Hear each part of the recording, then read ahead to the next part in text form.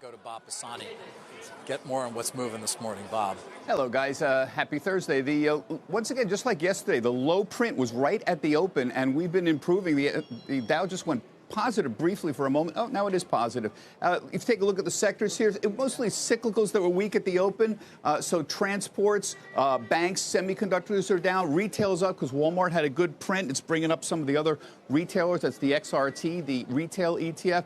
Walmart there, that's an historic high, folks. There it is. You got back a long way to get a high like that for Walmart. Good numbers, a 3.2% U.S. comp. That's a very good number as well. But even though the XRT, the retail ETF, is up nicely this year, don't kid yourself. It's bifurcated. There's a small group of winners at the top, and we know who they are. Target's up. Look, these are not typos. 48% for Costco, 34% for Ross, Walmart 33%, Amazon 17%. It's a small group. Yeah, there's a few others, especially retail. Lululemon, maybe a couple of other ones that are out there. But by and large, there's a small group of winners and a lot of losers right now. And it's very easy to figure out why. There's a very high cost of business out there. We've been talking about this for years. Value and convenience is what the consumer wants today. And it's very difficult to deliver that in a big package. You want inline delivery. You want home delivery.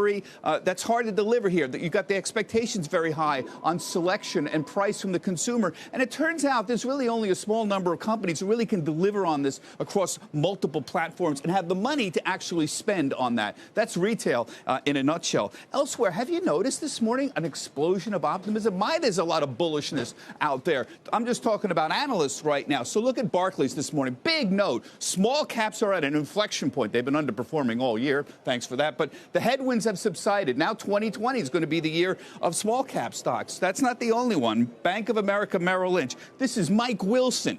Stage is set to extend the cyclical rally on cyclical stocks. We think the stage is set for a restocking-driven recovery in spring 2020 to extend the cyclical rally. That's rather remarkable there from Mike and his team over there.